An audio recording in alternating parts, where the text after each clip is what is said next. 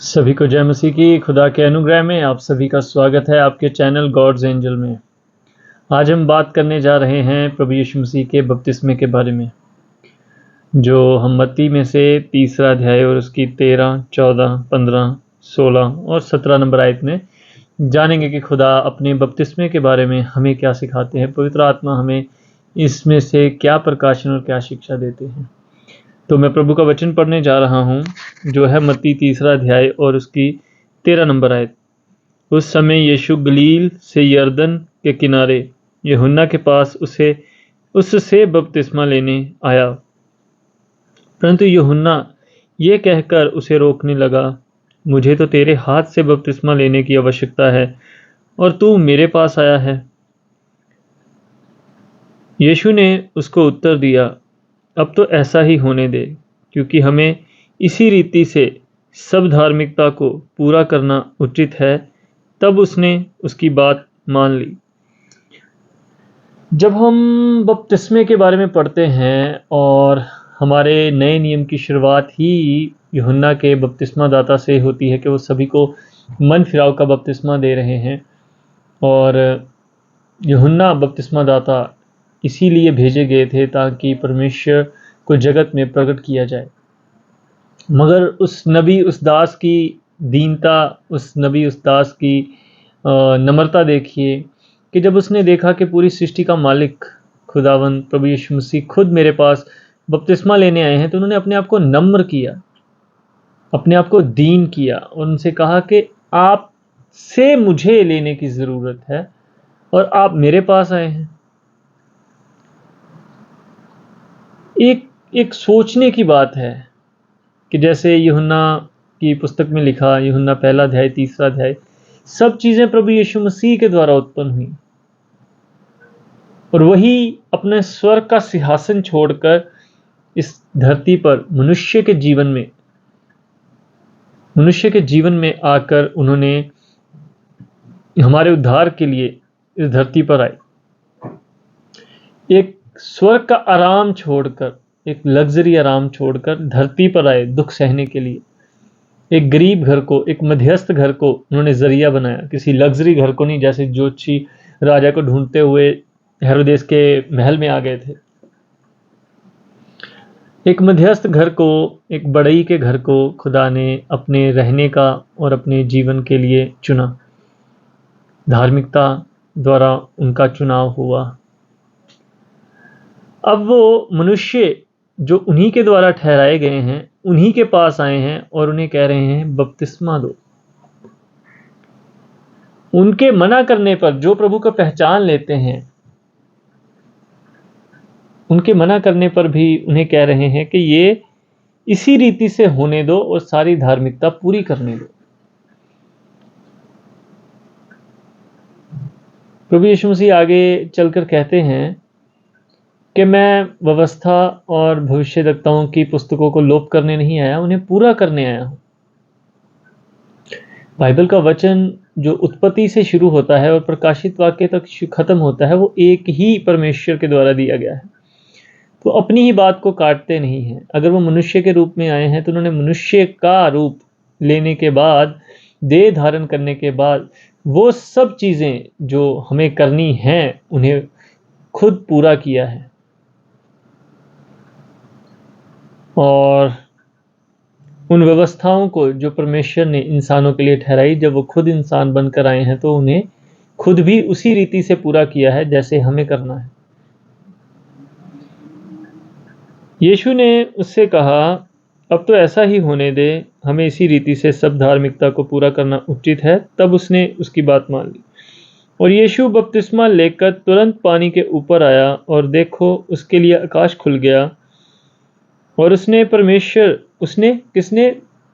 यूहन्ना बपतिस्मा दाता ने, उसने परमेश्वर के आत्मा को कबूतर के समान उतरते और अपने ऊपर आते देखा। और देखो ये आकाशवाणी हुई, यह मेरा प्रिय पुत्र है, जिससे मैं अत्यंत प्रसन्न हूँ। आप जानते हैं कि बपतिस्मा किस रीति से होता है। आप अपने आप को किसी खुदा के दास के हाथ, किसी इंसान के हाथ सौंपते हैं कि वो आपको पानी में डुबा दे, मगर आपके पास एक विश्वास होता है कि वो मुझे बचाएगा भी, ऊपर लेकर भी आएगा। मगर यही बपतिस्मा जब आपके जीवन में आत्मिक रूप से होने को होता है, तब आपका विश्वास परमेश्वर से हट जाता है। जब आप परमेश्वर पर विश्वास करते हैं कि ये खुदा का दास है, अगर ये मुझे पानी के नीचे लेके जाएगा तो पानी के ऊपर भी लेके आएगा। क्यों? क्योंकि परमेश्वर की ओर से इन्हें यही हुक्म है और ये परमेश्वर की ओर से चलते हैं। और यही आत्मिक बपतिस्मे के समय जब दास के द्वारा, किसी चर्च के द्वारा, किसी एल्डर के द्वारा जो आपको सिखाते हैं, या उनसे भी बड़े परमेश्वर के द्वारा, जहाँ पे कोई भी नहीं है मगर खुदा है, कोई इंसान आपको जब पानी में डुबाने की कोशिश करता है तो आप सरेंडर में नहीं जाते। हम सरेंडर में नहीं जाते। हमें ये विश्वास ही नहीं है कि हम खुदा में हैं, खुदा के वचन में बने हुए हैं, और अगर हमें कोई डुबा भी देगा तो परमेश्वर हमें उभारेगा, दोबारा खड़ा करेगा, क्योंकि हम वचन में हैं। तब हम नियंत्रण अपने हाथ में ले लेते हैं, और जो रिजेक्शन हम देते हैं उससे प्रभु की महिमा तो नहीं उत्पन्न होती, मगर हाँ, हमारा अहंकार और हमारा द्वेष, हमारा विरोध ज़रूर बना रहता है हमारे अंदर। कई हालात, कई परिस्थितियों में परमेश्वर हमें, जब आत्मा हमें लेके जाता है, ताकि हम उस व्यवहार को, उस घमंड को, उस विरोध को, उस नफरत को और उस अभिमान को छोड़ें। तो दूसरों के द्वारा जो हमारे से नीचे हैं, जैसे प्रभु यीशु मसीह यूहन्ना कह रहे हैं कि आपसे हमें बपतिस्मा लेना चाहिए, मुझे बपतिस्मा लेना चाहिए, तो वो अपने आप को कमतर समझ रहा है, और है भी। इसी तरह कई लोग जिन्हें आप अपने से कमतर समझते हैं, मगर परमेश्वर के द्वारा वो कुछ रीति, कुछ योजना के अंदर होते हैं, जो आपके अंदर से किसी तरह का घमंड, किसी तरह का नफरत, किसी तरह का द्वेष, किसी तरह का विरोध अपने आपके अंदर से खत्म करने के लिए परमेश्वर उस योजना और उस लोगों को इस्तेमाल करते हैं। मगर हम न्यायी ठहर जाते हैं, ये कम है, ये ज़्यादा है, ये मेरे ऊपर नहीं है, ये मेरे नीचे नहीं है, बहुत सारी बातों में फंस जाते हैं। जब हम उन बातों में फंस जाते हैं तो परमेश्वर की योजना को पहचान नहीं पाते। हम वो जो कंट्रोल है, वो जो नियंत्रण है, अपने हाथ में ले लेते हैं, और अपने हाथ में लेने की वजह से वो जो कार्य खुदा आपके जीवन में करना चाहते थे वो होता नहीं। ना आपके दिल में धैर्य पैदा होता है, क्योंकि आपने धैर्य किया ही नहीं, ना शांति, न प्रेम, न माफ़ी पैदा तब होगी जब आप किसी को माफ़ करेंगे, और माफ़ करने की नौबत तब आती है जब किसी ने आपका दिल दुखाया हो। प्रेम, अपने दुश्मनों से भी प्रेम करने का मौका तब आता है जब दुनियावी नज़र में कोई आपका दुश्मन हो, मगर हमें पता हो कि हमारा दुश्मन नहीं है। ऐसी बहुत सारी चीज़ें, ऐसी बहुत सारी बातें हैं।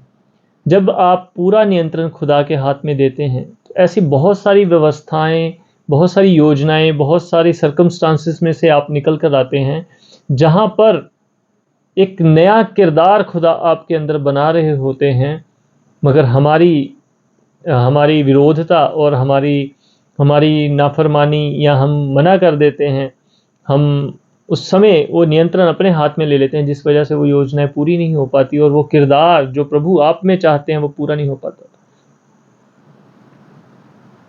ये कहावत है कि अगर किसी पत्थर को छेनी या थोड़े की मार लगती है, उसे चोट लगती है, उसको दर्द होता है, तो वो कभी एक अच्छी मूर्ति का आकार नहीं ले सकते। पूरी वचन पढ़िए, जो प्रभु में चलते थे उन्होंने कौन सा कंफर्ट का जीवन जिया? किसी ने भी नहीं जिया। ये जो कंफर्टेबल लाइफ लोग या कोई मसीहत के प्रचारक एक्सप्लेन करते हैं, बताते हैं, प्रीच करते हैं, वो बाइबल में से नहीं है, बाइबल में है ही नहीं, मुझे तो नहीं मिली। हाँ, वो जो कंफर्ट हेवन से आता है, स्वर्ग से आता है, वो आपकी शांति है, स्वर्ग से निकली हुई, वो आपके अंदर है।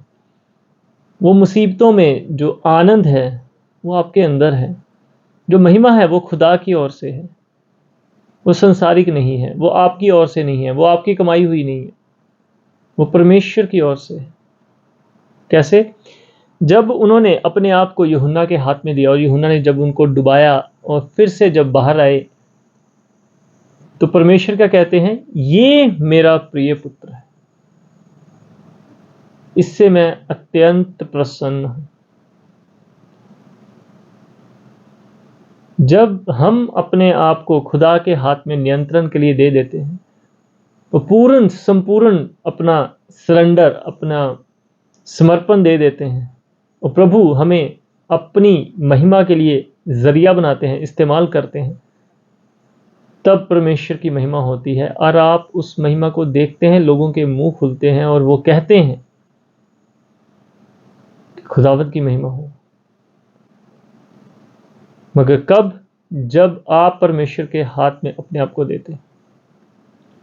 एक छोटी सी उदाहरण है, जैसे आप सभी ने कभी बस में सफ़र किया होगा। बस में सफ़र करते के समय आप वहाँ से जब दूसरी जगह जाते होंगे तो 100-200 की टिकट लेते होंगे, कुछ पैसों की टिकट लेते होंगे। आप जानते हैं उस ड्राइवर को जिसने वो बस का स्टीयरिंग पकड़ा हुआ है, उसने कौन सा नशा किया हुआ है या नहीं किया हुआ है, आपको पता है? आप जानते हैं कि उसको बस चलाने का कितना अनुभव है, या आप ये जानते हैं कि उसने आज पहली बार बस पकड़ी है चलाने के लिए?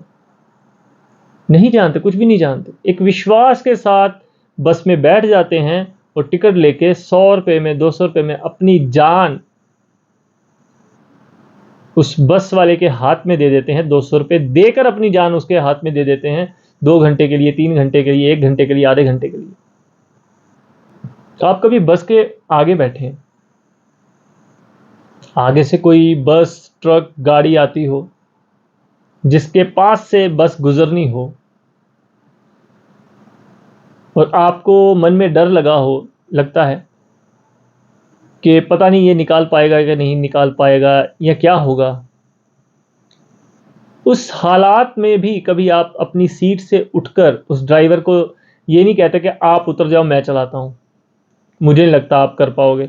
और यहाँ ना ही उसका स्टीयरिंग पकड़ के खींचने की कोशिश करते हो कि नहीं इधर से नहीं इधर से निकाल, या इधर से नहीं इधर से निकाल, या लाओ मैं ब्रेक मार देता हूँ, या गियर बॉक्स को हाथ लगाते हो। बस आप विश्वास के साथ बैठे रहते हो और उस ड्राइवर पर विश्वास करते हो कि ये हमें मेरी मंजिल तक पहुंचाएगा।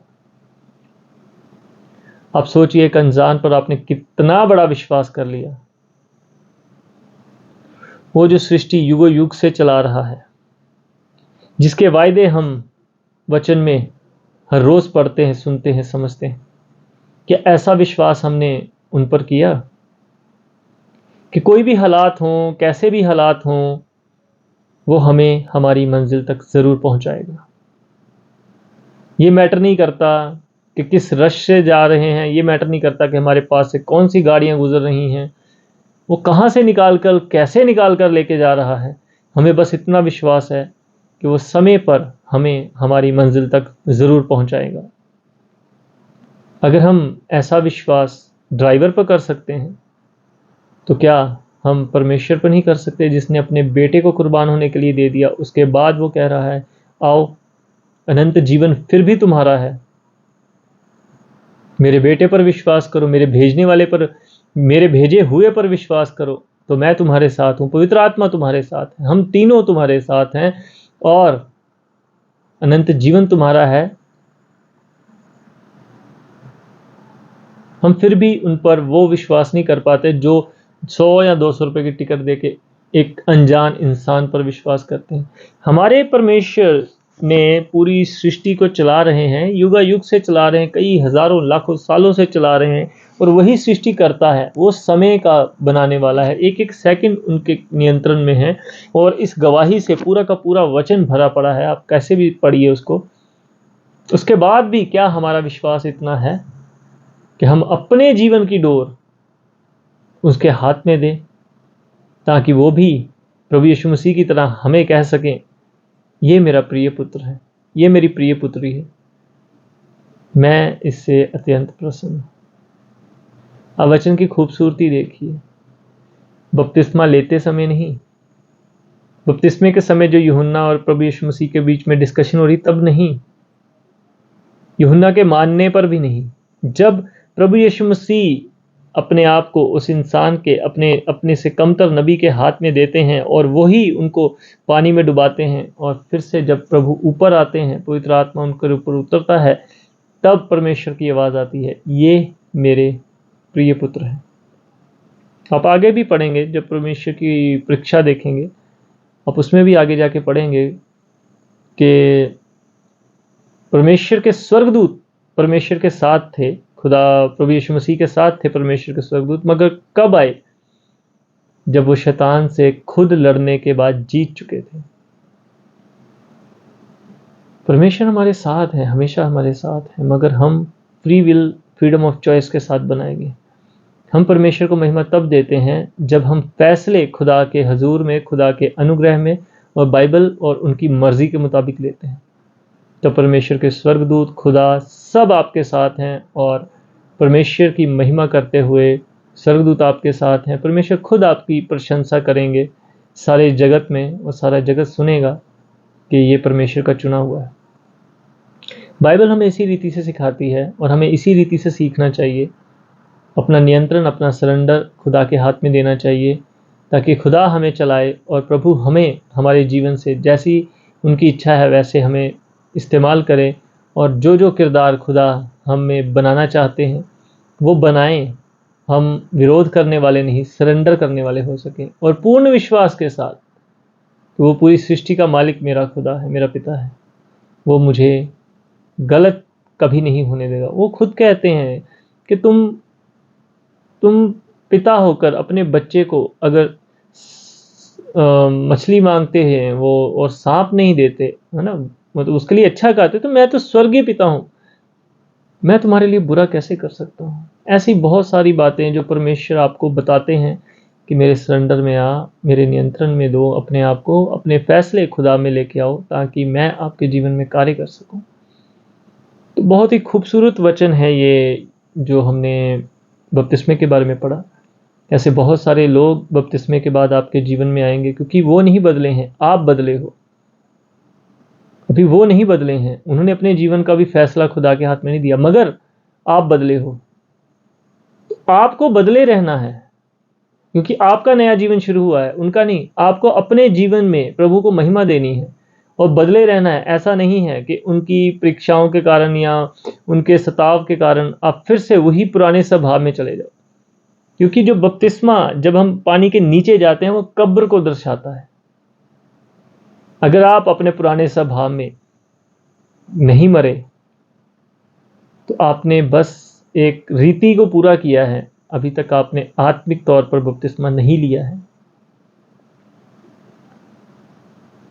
अपने मन को फिराना, अपने पापों का अंगीकार करना और बपतिस्मा लेना, ताकि आगे से पाप ना करें। गिरना स्वाभाविक है, मगर गिर के गिरे रहना ये पाप है। खुदा आपको इन सब वचनों से बहुतायत से आशीष दे। इन वचनों पे बहुत लंबी बात हो सकती है। वैसे भी हमारी जितनी वीडियो होती हैं हम बहुत कोशिश करते हैं कि उसको शॉर्ट करने के लिए, और वो एक एक वीडियो में बहुत लंबे प्रकाशन है, बहुत लंबी बातचीत है, मगर इतना समय नहीं होता सुनने वाले के पास। मगर फिर भी हम ये विश्वास करते हैं, प्रार्थना करते हैं कि ये वचन भी उनके जीवन में बहुतायत से कार्य करे, और प्रभु में वो जाने कि खुदा की इच्छा क्या है, बाइबल हमें क्या सिखाती है। ऐसा नहीं कि हम बाइबल में क्या पढ़ते हैं, बाइबल हमें क्या पढ़ाती है, हमें वो जानना है। बाइबल हमसे क्या बात करती है, हमें वो सुनना है। बाइबल हमसे क्या चाहती है, हमें वो करना है। ना कि हम बाइबल में से क्या निकाल कर अपने जीवन में, कंफर्ट में या अपने तौर तरीके से क्या चीज़ें फिट करते हैं, वो प्रभु की इच्छा नहीं है। दुष्ट की हो सकती है, दुष्ट की हो सकती है, क्योंकि वही भेड़ की खाल में भेड़िया है और वही सब चीज़ों को मैनिपुलेट करना शुरू से जानता है। मगर बाइबल सीधी सीधी सच्चाई बयान करती है। अगर हम उसमें मिलावट करते हैं तो शैतान की ओर से, जैसे वचन कहता है, तुम्हारी हाँ की हाँ, ना की ना, इससे ज़्यादा अधिक जो भी है वो दुष्ट की ओर से है, शैतान की ओर से है, बुराई से होता है। सो आज के वचन से हम यही विश्वास करते हैं कि खुदा आपके जीवन में बहुतायत से अनुग्रह करे। खुदा का अनुग्रह आप पर और हम पर बना रहे। प्रभु की शांति आप पर और हम पर बनी रहे। वचन को पढ़ते रहें, वचन में बढ़ते रहें। प्रभु मसीह के पवित्र और जलाली नाम में सभी को जय मसीह की। आमीन।